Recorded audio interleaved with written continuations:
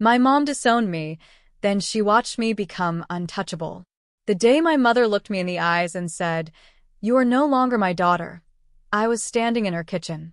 The same kitchen where she taught me to make rice when I was 6. The same kitchen where I used to do my homework at the table while she cooked. The same kitchen that smelled like cardamom and warmth for most of my childhood. But that day, it smelled like something burning. And it wasn't the food. I was 28 years old. I had just lost my job 3 weeks earlier. My savings were thin. And I had made one single decision that my mother disagreed with. Not a crime. Not a betrayal. Just a choice she didn't like. And for that, she cut me off. She didn't scream. She didn't throw things. She just looked at me with those flat, cold eyes and said it quietly, like she was reading a grocery list. "You are no longer my daughter." I stood there. I didn't cry. I didn't beg. I just nodded slowly and walked out the door. That was 4 years ago. A lot has happened since then. Before I tell you what happened next, I need to take you back. Because this didn't start in that kitchen. This started the day I was born into a family where being the second child meant being the second choice. Always.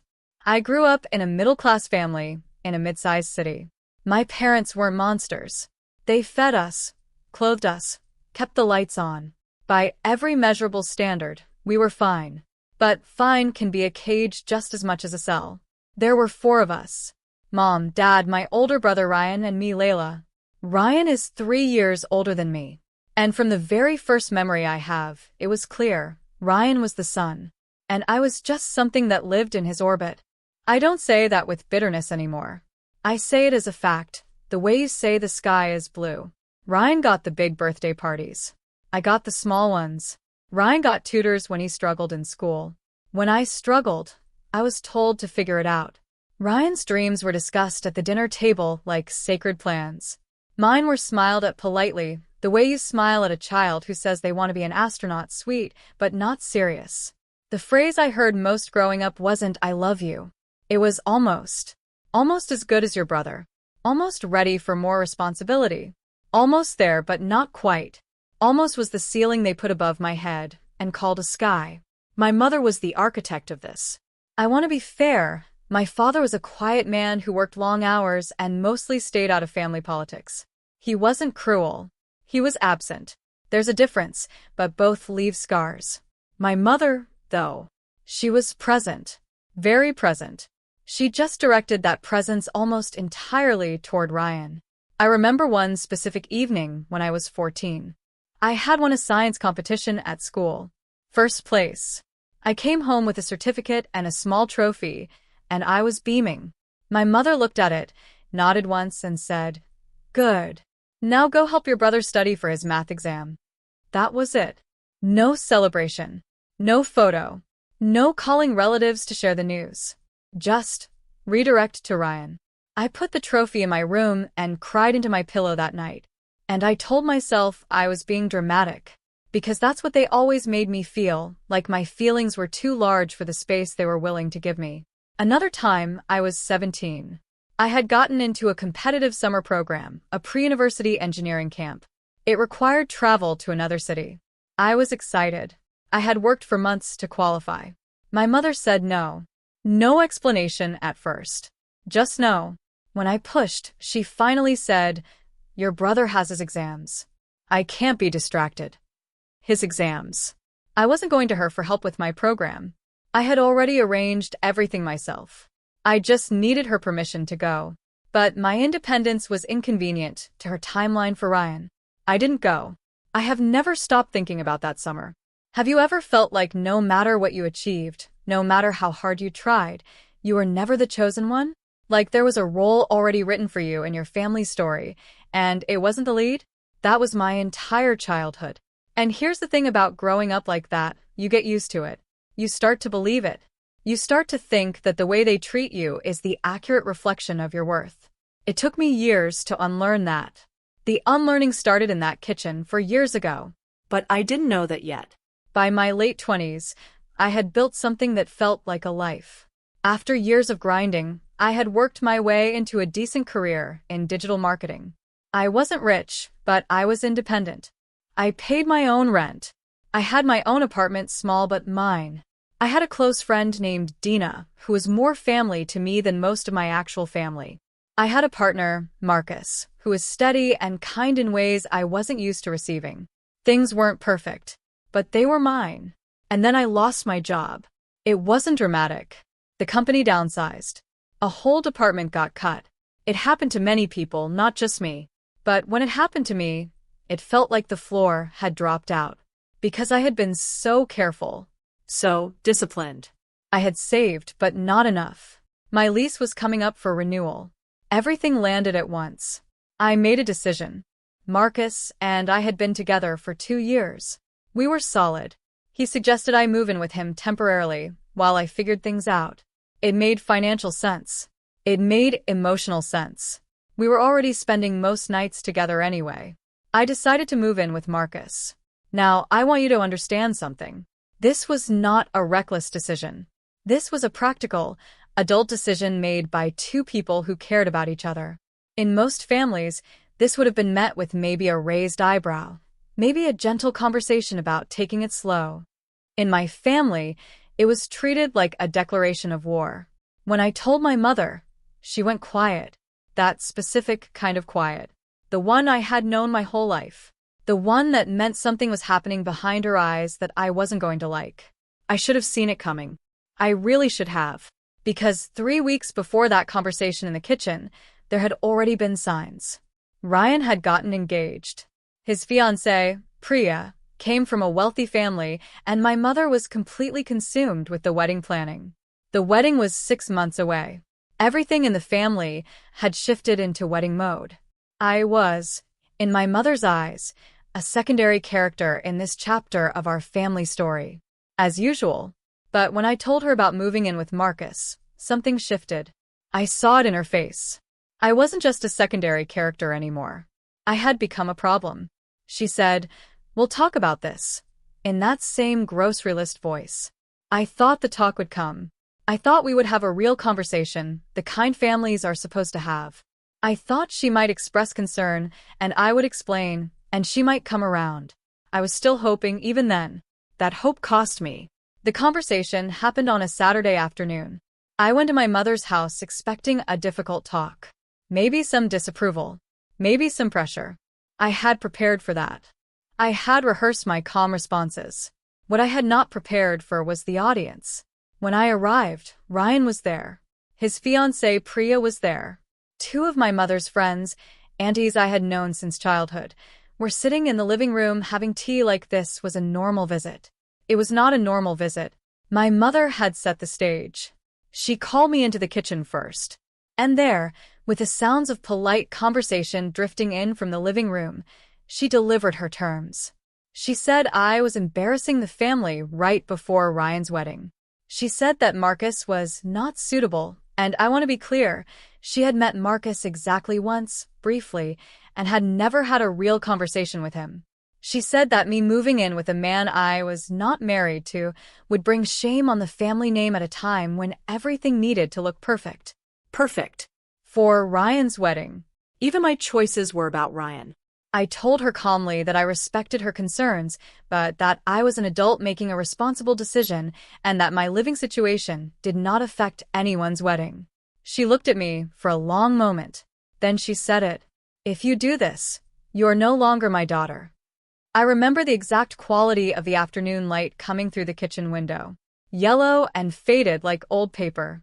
I remember the sound of Priya laughing about something in the next room. I remember thinking, this is real. This is actually happening. This wasn't a surprise. It was confirmation. Everything I had sensed my entire life, that my place in this family was conditional, that I was tolerated rather than loved, that I existed primarily as a supporting character in Ryan's story, it all clicked into place in that moment with a horrible, clarifying finality. I had spent 28 years being almost enough. In that kitchen, I finally understood I was never going to be enough. Not for her. Not on her terms. And I made a choice. I nodded. I said, "Okay." I walked back through the living room, said goodbye politely to the aunties, didn't look at Ryan or Priya, walked out the front door, got in my car, and drove away. I didn't cry until I was on the highway. Then I pulled over and let myself fall apart for exactly 15 minutes. And then I drove to Marcus's apartment and started moving my things in. In the days that followed, the full picture assembled itself piece by piece. Dina called me the day after. She had heard through the community grapevine because of course she had, because my mother had apparently already told several people her version of events. Her version, apparently, was that I had chosen a man over my family, that I had abandoned them right before my brother's wedding, that I was selfish and uncontrollable and had always been difficult. Difficult. That word hit me somewhere specific, because I had heard it before, applied to me by my mother throughout my life. When I asked too many questions, when I pushed back on unfair treatment, when I wanted things that weren't convenient for the family narrative, I was difficult. What she never said was, she was choosing her comfort over my dignity. She was choosing the appearance of a perfect family over an actual relationship with her daughter. Then something arrived that stripped away any remaining doubt. Ryan sent me a message. I want to read you this message carefully, because every word of it matters. He wrote, "Layla, Mom is really hurt. You should apologize and say you'll reconsider. The wedding is important to all of us, and you're making everything harder. Just say what she wants to hear. You can do whatever you want later, but right now just make it easy. This isn't the time to be stubborn. Just say what she wants to hear." There it was. Not, "This is wrong, and someone should stand up for you." Not, "I disagree with how this was handled." Not even, "I'm sorry you're going through this." Just say what she wants to hear. He wasn't defending me.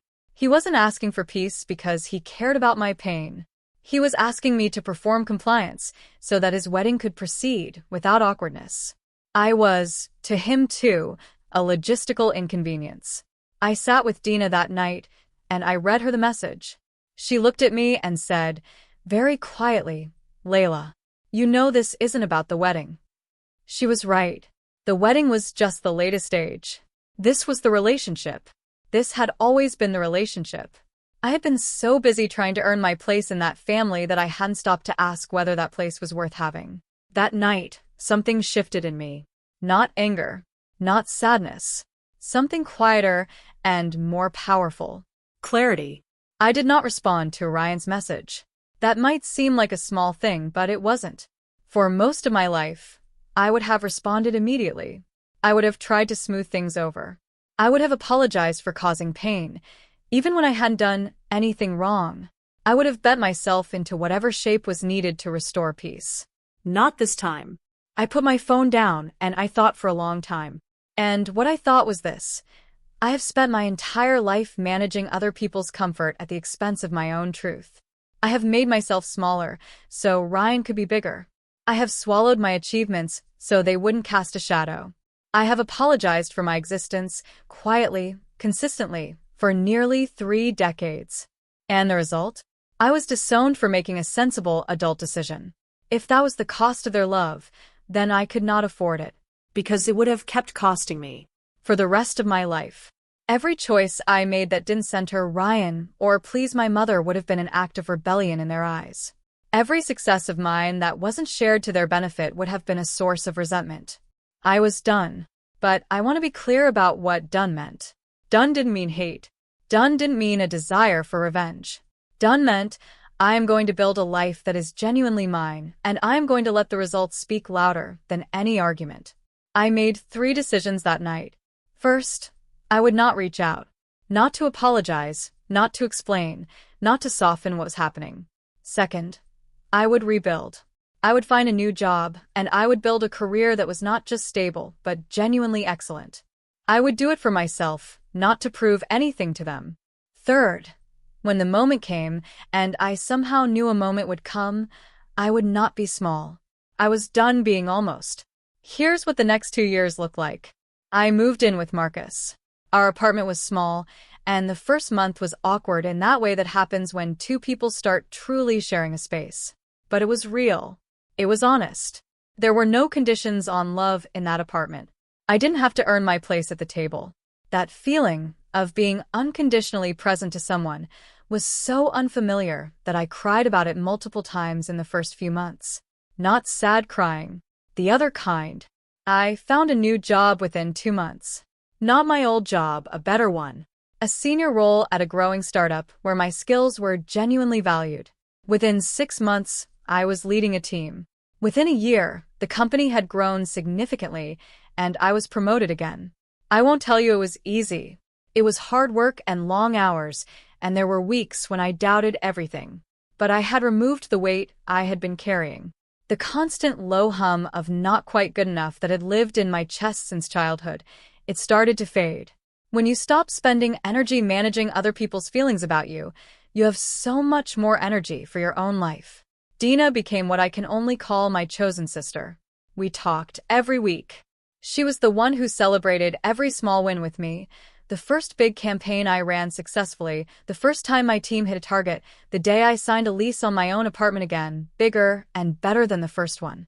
Marcus and I got stronger. He proposed 18 months after I moved in. I said yes without hesitation. We planned a small, intimate wedding. 30 people. The people who had actually shown up for us. Dina was my maid of honor. Marcus's family were warm and welcoming in ways that still sometimes surprised me. My father, to his quiet credit, reached out privately. He said he was sorry for how things had gone. He came to the wedding. He cried when he saw me in my dress. That meant something to me. But my mother was not there.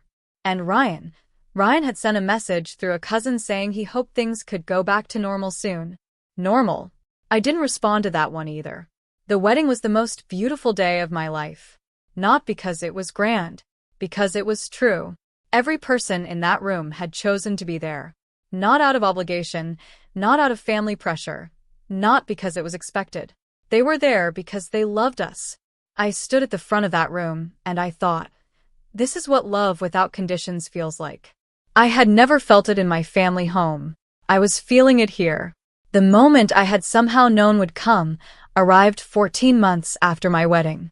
My mother called. Not a text. A call. She called on a Wednesday evening, and when I saw her name on my phone, I sat very still for a moment. Then I answered. She started the conversation in a way I hadn't expected.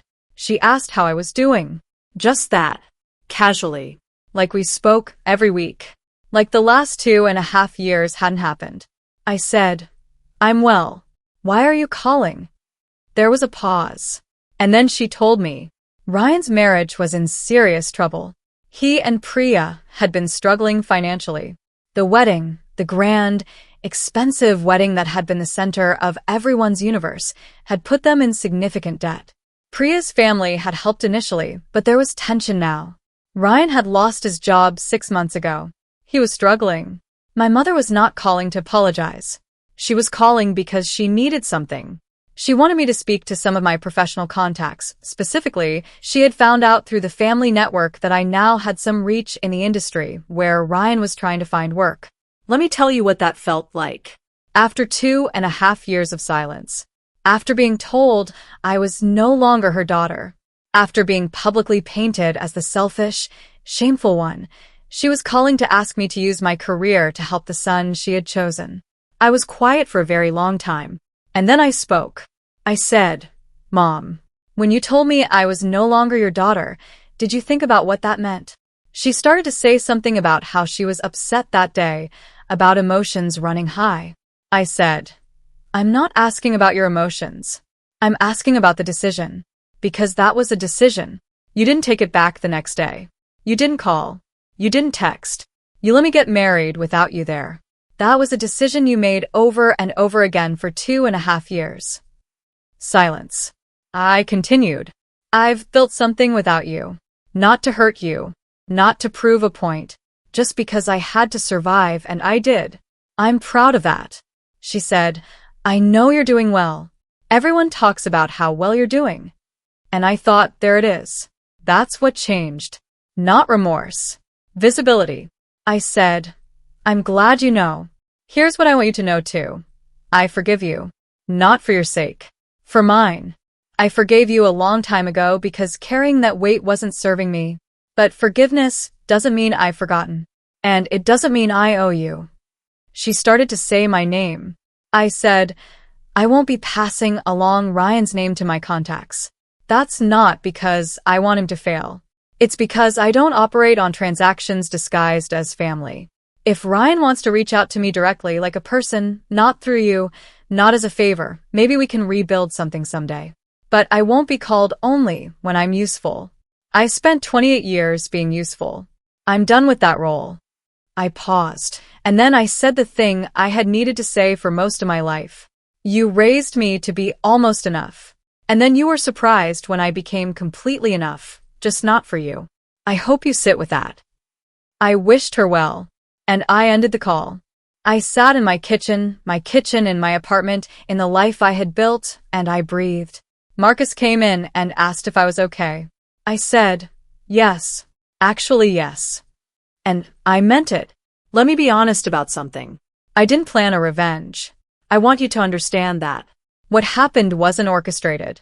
I didn't spend 2.5 years plotting. I spent them building. The consequences came on their own. Here's what happened in the 12 months after that phone call. My career kept growing. The startup I worked for got acquired. It was covered in industry publications. My name was in those articles. Not prominently, but it was there. And people in our community saw it. The same aunties who had been sitting in my mother's living room drinking tea on the day I was disowned, several of them called me to congratulate me. One of them, quite directly, said, "Your mother must be so proud." I thanked her politely. Dina told me later that in community circles, the story had quietly rewritten itself. I was no longer the difficult, shameful daughter. I was the one who had quietly, steadily built something real.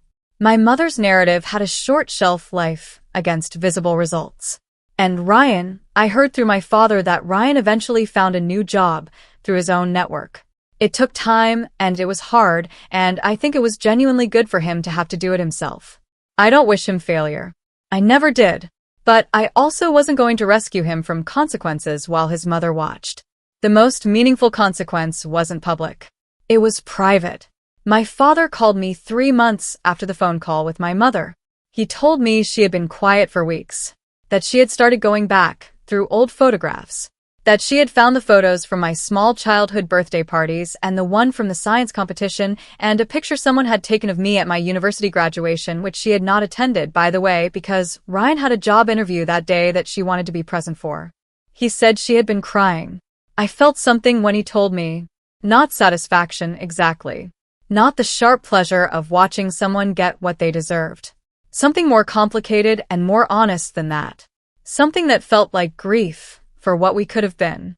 The truth is, the greatest consequence for my mother wasn't that I became successful. It was that she became irrelevant to my success. It happened without her.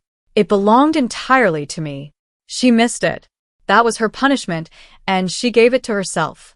My life now looks nothing like the one I imagined as a child trying to earn my mother's approval. It's better. I lead a team of 12 people at a company I genuinely believe in.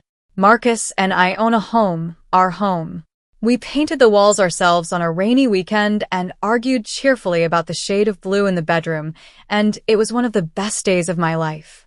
Dina got married last year. I was her maid of honor. When I gave my speech, I talked about what it meant to have a friend who saw you fully, not the version of you that was convenient, but the real version, the complicated one, the one that was still figuring things out. Half the room cried. Dina cried. I didn't cry at that part, which surprised me, because I cry at everything now. I think I was just too full. My father is in my life.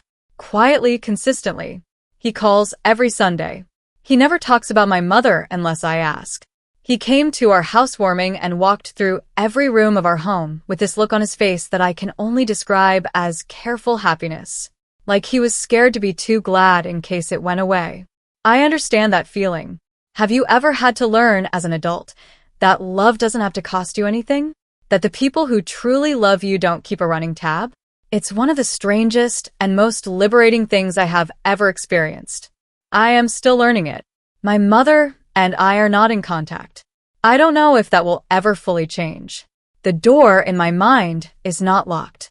But I won't be the one to open it again.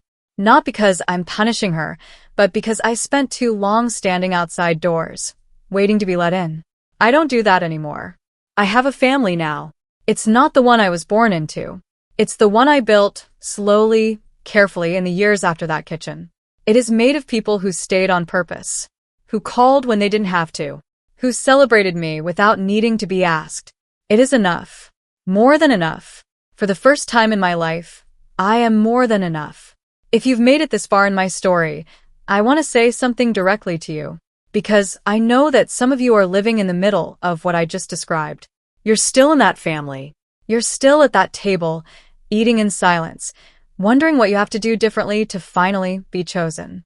You're still trying to shrink yourself just enough to fit into the space they've decided you deserve. I see you, and I need you to hear this. You cannot earn unconditional love from someone who has decided your love is conditional. You can spend your whole life auditioning for a role that was never meant for you, and it will not change the casting. The hardest and most important thing I ever did was stop auditioning. Not with anger, not with a dramatic exit. Just quietly, with my head up, I stopped. And in the space that opened up, I found out who I actually was without their limitations on me. And what I found was someone capable and strong and worthy of real love. Not the kind that evaporates when you make a choice they don't like. The kind that stays. Here is what I believe now from everything I've lived. Some people will only value you when losing you becomes inconvenient. Don't wait for inconvenience to be their reason. Let your life become the answer to every moment they made you feel small. Not for them to see, for you to know.